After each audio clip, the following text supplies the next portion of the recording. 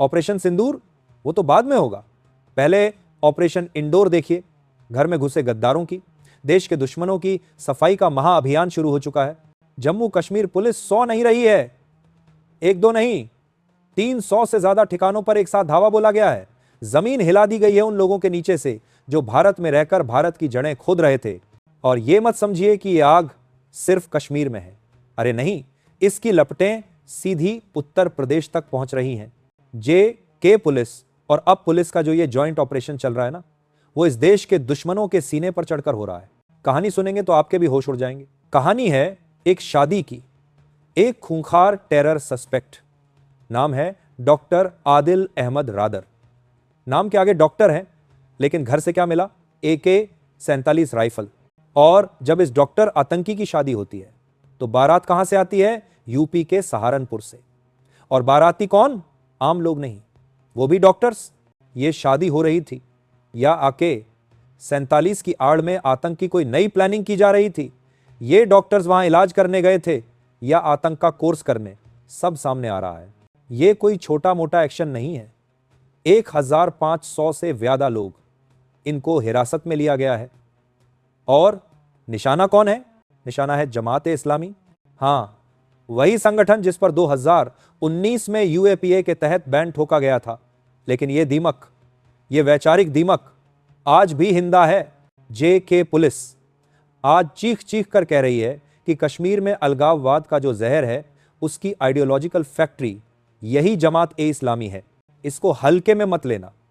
यह वही जमात-ए-इस्लामी है जो पैन इस्लामिज्म का खतरनाक खेल खेल रही है।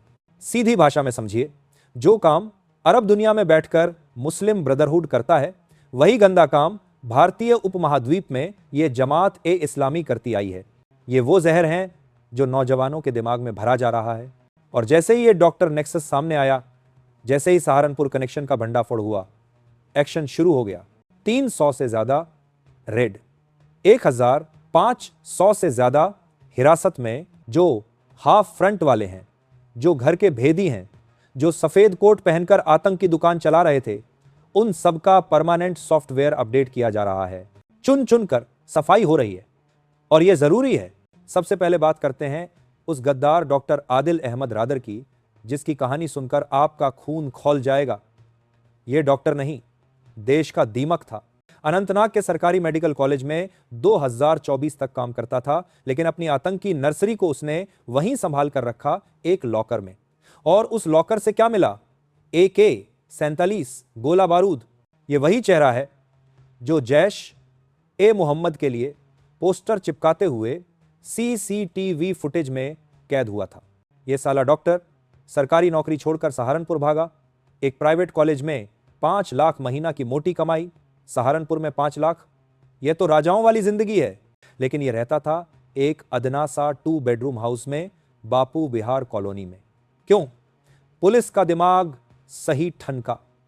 यह सादा जीवन उच्च विचार नहीं, यह घिनौना षड्यंत्र था। यह 5 लाख की सैलरी आतंकवाद को पालने पोसने का, मनी लॉन्ड्रिंग का सीधा रूट था। 2024 में सरकारी नौकरी छोड़ी ताकि खुलेआम बिना शक के आतंक की फंडिंग कर सके। और सुनिए, इसकी शादी श्रीनगर में हुई 4 अक्टूबर को, और इस शादी में सहारनपुर से इसके 2 डॉक्टर दोस्त आए थे। दोस्त?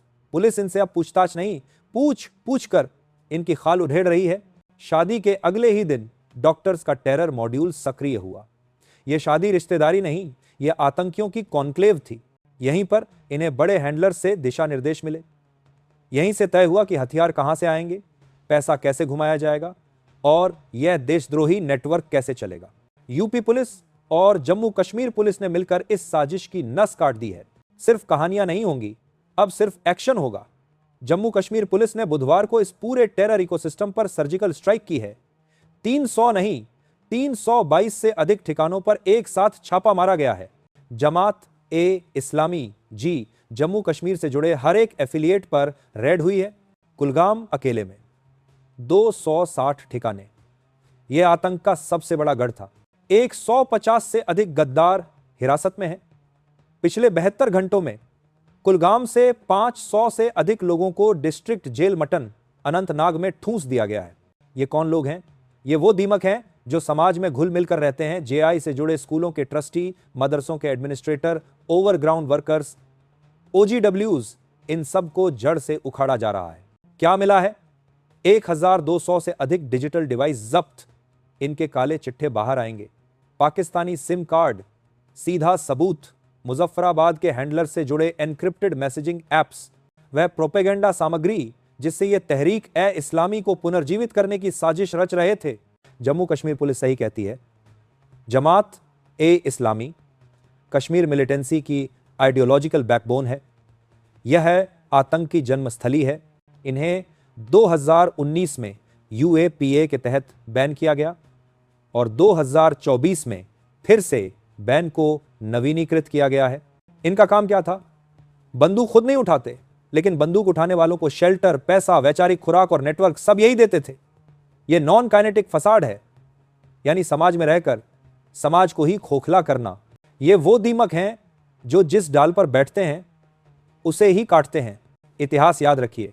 ऑल पार्टीज हुर्रियत कॉन्फ्रेंस जमात ए इस्लामी ने बनाया था। अलगाववादियों का अड्डा हिजबुल मुजाहिदीन जमात ए इस्लामी का ही सशस्त्र विंग था। इनके पास 90 करोड़ से अधिक की संपत्ति फ्रीज की गई है।